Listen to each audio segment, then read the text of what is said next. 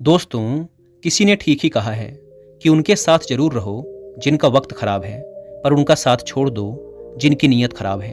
आज की कहानी एक लड़के की है। एक 24 साल का लड़का जो कि एक जमींदार के यहाँ नौकरी करता था। उसके माँ बाप इस दुनिया में नहीं थे। जिंदगी बड़ी कठिनाइयों में बीत रही थी। वह जाता था, रोज पैसे कमाकर घर आता था, खाना बनाता था, खाता था और सो जाता था। यही उसकी दिनचर्या थी। एक शाम जब वह अपने काम से घर वापस लौट रहा था तो उसने देखा कि एक बूढ़े फकीर अपनी पीठ पर 3 बड़ी पोटली रखकर एक नगर से दूसरे नगर की तरफ जा रहे थे। वो देखने में काफी बूढ़े लग रहे थे और वो काफी देर से ऐसे ही सफर कर रहे थे और आखिरकार कुछ दूर और चलने के बाद वह चलते चलते थक कर एक पेड़ के नीचे आकर बैठ गए। तभी उनकी नज़र इस नौजवान युवक पर पड़ी जो कि उसी रास्ते पर जा रहा था और उसी दिशा में जा रहा था जिस दिशा में उन बूढ़े फकीर को जाना था।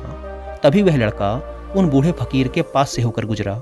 जैसे ही वह उनके पास से गुजरा तभी उन बूढ़े फकीर ने पीछे से आग्रह भरी आवाज में कहा, सुनो बेटा, क्या तुम मेरी थोड़ी सी मदद कर सकते हो?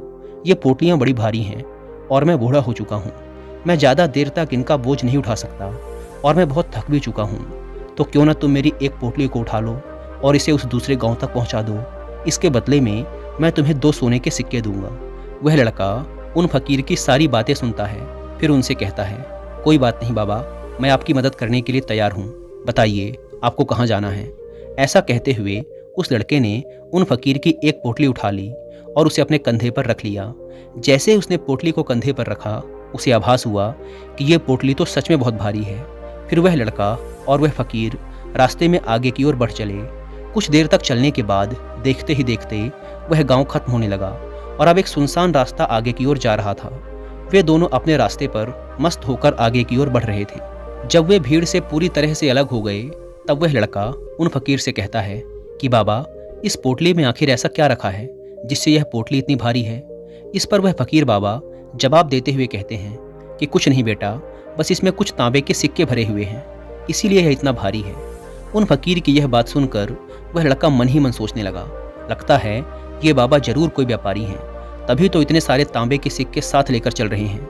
लेकिन तभी उसके मन में एक विचार आया, मुझे इन सब से क्या मतलब, मुझे तो सिर्फ इस पोटली को दूसरे गांव तक पहुंचाना है।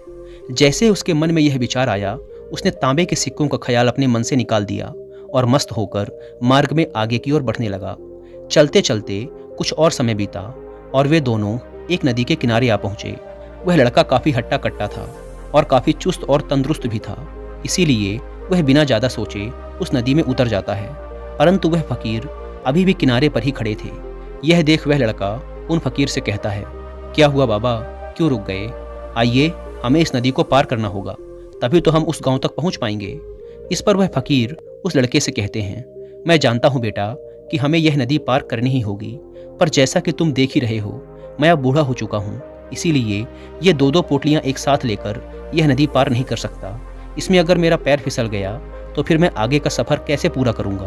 क्या तुम मेरी एक पोटली और ले सकते हो? मैं तुम्हें इसके बदले भी 2 सोने के सिक्के और दूंगा। इस पर वह लड़का मुस्कुराते हुए उन फकीर से कहता है, बाबा, अब आप मुझे शर्मिंदा कर रहे हैं। अगर आप मुझे सोने के सिक्के ना भी दें तब भी मैं आपका कार्य अवश्य करूँगा। मैं आपको उस दूसरे गाँव तक अवश्य पहुँचाऊँगा। इस पर वह फकीर मुस्कुराते हुए कहते हैं, बेटा, तुम तो बड़े ही भले आदमी मालूम पड़ते हो। इतना कहकर उन्होंने वह दूसरी गठरी भी उस लड़के को थमा दी। जब उस लड़के ने वह दूसरी गठरी अपने कंधे पर रखी तब उसे यह गठरी भी बहुत ज़्यादा भारी लगी, किंतु उसने वहाँ पर कुछ नहीं कहा। जैसे तैसे उन दोनों ने वह नदी पार की। नदी पार करने के बाद बातों ही बातों में उस लड़के ने उन फकीर से कहा, बाबा, आखिर इस दूसरी गठरी में क्या है, क्योंकि यह भी बहुत भारी है।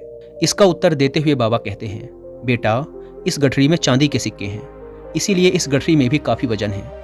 उन फकीर की ये सारी बातें सुनकर अब उस लड़के का दिमाग तेजी से काम करने लगा था। वह सोचने लगा, एक गठरी में तांबे के सिक्के हैं और दूसरी में चांदी के। ऐसा लग रहा है जैसे ये फकीर बाबा बड़ी दूर से आ रहे हैं और इन्होंने अपनी सारी जमीन जायदाद बेचकर यह सिक्के इकट्ठा किए हैं, इसीलिए तो यह इतना धन साथ लेकर चल रहे हैं।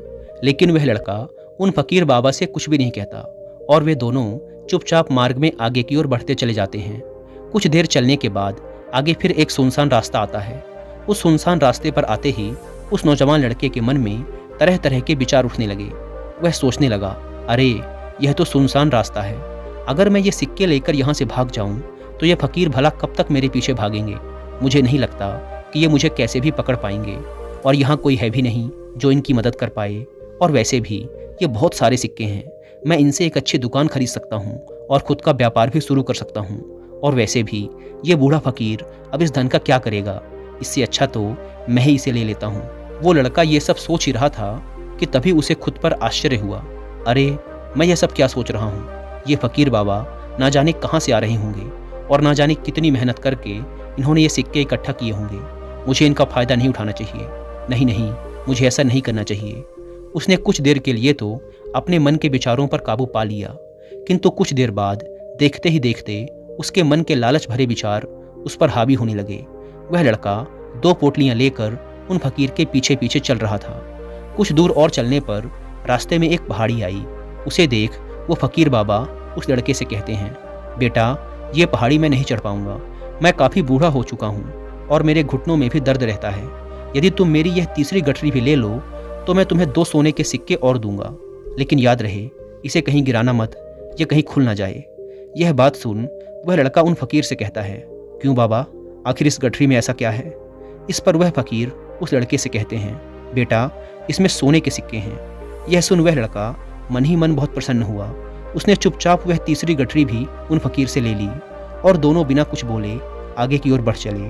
अब वह फकीर बिना कोई वजह लिए आराम से पहाड़ी की चढ़ाई चढ़ रहे थे, लेकिन वह नौजवान लड़का जो कि पीछे था, वजन के कारण बहुत धीरे धीरे चल पा रहा था। लेकिन जब से उसने सोने के सिक्कों का नाम सुना था, उसका मन तो छलांगे मार रहा था।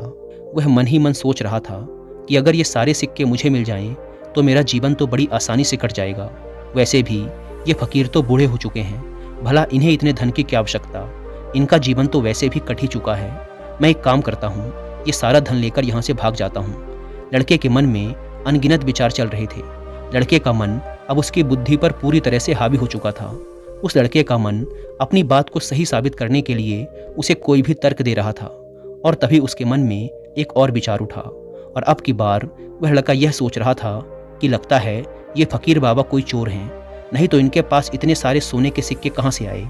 अगर ये कोई व्यापारी होते तो ये इस तरीके से पैदल यात्रा तो नहीं करते, और अगर इनके पास इतना सारा धन था तो ये कोई न कोई साधन भी अवश्य करते। लगता है ये कोई चोर है, और चोर का धन चोरी करने में भला कौन सी बुराई? यह सोचता हुआ वह लड़का अब काफ़ी तेजी से ऊपर की ओर चढ़ रहा था, और देखते ही देखते वह फकीर से आगे भी निकल गया। वह यह सोच रहा था कि जैसे ही इस पहाड़ी की चढ़ाई खत्म होगी और ढलान आएगी, मैं इन तीनों पोटलियों को लेकर भाग जाऊंगा, जिसके बाद ये सारा धन मेरा हो जाएगा और मेरी गरीबी भी हमेशा हमेशा के लिए खत्म हो जाएगी। मेरे पास बहुत सारा धन होगा, फिर मैं जो चाहूँगा वो कर पाऊँगा। ये सब सोचते सोचते वो पहाड़ी की चोटी पर पहुँच गया, और अब ढलान का रास्ता शुरू होने वाला था। तभी वह लड़का उन फकीर की नज़रों से बचता हुआ तीनों गठरियाँ लेकर तेजी से भागता हुआ आगे निकल गया। अब उसे अपना शरीर बहुत हल्का महसूस हो रहा था, जैसे कि उसे उन तीनों गठरियों का वजन तक ना मालूम पड़ रहा हो। काफ़ी देर तक दौड़ते भागते, लोगों की नज़रों से बचते बचाते वह सुनसान रास्तों से होता हुआ किसी तरह अपने घर पहुंचा। उसकी खुशी का कोई ठिकाना नहीं था। उसने सोचा, क्यों ना मैं जल्दी जल्दी इन सभी पोटलियों से सारे सिक्के निकाल कर उन्हें कहीं छुपा दूं। यह सोचकर जब उसने गठरी खोली तो पहली गठरी में उसे जंग लगे हुए लोहे के सिक्के मिले।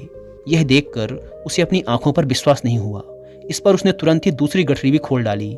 इस पर भी उसे जंग लगे हुए लोहे के सिक्के ही मिले। यह सब देखकर वह लड़का बड़ा हैरान हुआ। उसने मन ही मन कहा, आखिर यह सब क्या हो रहा है? उन फकीर ने तो मुझसे कुछ और ही कहा था। अब उसने वह तीसरी सोने वाली गठरी खोली, उसमें भी लोहे के जंग लगे सिक्के ही निकले। यह देखकर वह लड़का बड़ा क्रोधित हुआ। आखिर उन फकीर ने मुझसे झूठ क्यों कहा? उन्होंने ऐसा क्यों कहा कि एक गठरी में तांबे के सिक्के हैं, दूसरी में चांदी के और तीसरी में सोने के? वह यह सब सोच ही रहा था कि तभी उसकी नज़र उस गठरी के अंदर पड़े एक पत्र पर पड़ी। उसने तुरंत वह पत्र उठाया और पढ़ने लगा। उस पत्र में लिखा था, यह पूरा नाटक एक ईमानदार व्यक्ति की खोज करने के लिए रचा गया है। मैं इस राज्य का राजा हूँ, मेरी कोई संतान नहीं है, इसीलिए मैंने यह षड्यंत्र रचा है ताकि मैं अपने राज्य से किसी एक ऐसे ईमानदार व्यक्ति की खोज कर सकूं जो मेरे बाद इस राज्य का राजा बन सके और राज्य भार को संभाल सके। और इस राज्य भार को वही संभाल सकता है जो पूरी तरह से ईमानदार हो, जिसके मन में किसी प्रकार का कोई लालच ना हो। पत्र पढ़ते ही वह लड़का जोर जोर से चिल्लाने लगा और अपना सिर पकड़कर बैठ गया। वह यह जानता था कि अगर वह अपने मन के विचारों पर नियंत्रण कर लेता तो उसका जीवन बदल सकता था, लेकिन अफसोस कि वह अपने मन के विचारों पर नियंत्रण नहीं कर पाया। दोस्तों, महात्मा बुद्ध कहते हैं कि विचार ही सब कुछ हैं। जैसा हम सोचते हैं वैसे ही बन जाते हैं। इसीलिए हमारा सबसे बड़ा दुश्मन भी हमें उतना नुकसान नहीं पहुंचा सकता जितना कि हमारे मन के ये अनियंत्रित विचार पहुंचा सकते हैं। महात्मा बुद्ध कहते हैं कि अपने मन को ध्यान से देखो। हमारे मन में जो विचार चलते हैं वही विचार शब्द बनते हैं और विचार ही कर्म के रूप में प्रकट होते हैं। बार बार दोहराने पर कर्म आदत में बदलता है और समय के साथ धीरे धीरे यह आदतें हमारे चरित्र का गठन करती हैं और आगे चलकर यही चरित्र हमारे भाग्य का निर्माण भी करता है। इसीलिए हमारा अपने विचारों के प्रति सजग रहना बेहद आवश्यक है। हमारा जागरूक रहना बेहद आवश्यक है। हमारा इस पर ध्यान देना जरूरी है कि हमारे मन में किस तरह के विचार उठ रहे हैं। आगे महात्मा बुद्ध कहते हैं कि कमजोरी हमेशा छोटे विचार से शुरू होती है। छोटा विचार एक बीज की तरह होता है और अगर समय रहते इस विचार रूपी बीज को नष्ट ना किया जाए तो यह छोटा सा विचार बहुत ही जल्द एक विशाल वृक्ष का रूप ले लेता है और हमारी बुद्धि की सोचने और समझने की क्षमता को पूरी तरह से नष्ट कर देता है। इसीलिए जब हमारे मन में पहली बार कोई गलत विचार जन्म ले तभी उसे जड़ से उखाड़ देना चाहिए, अन्यथा वह बहुत ही जल्द एक विशाल वृक्ष का रूप ले लेगा और हमें किसी न किसी गलत राह पर ढकेल ही देगा। फिर हम चाह कर भी उसे रोक नहीं पाएंगे। लेकिन अब प्रश्न ये उठता है कि हम अपने मन के विचारों को कैसे नियंत्रित करें।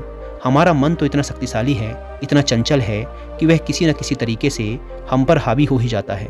हम चाह कर भी उस पर नियंत्रण नहीं रख पाते।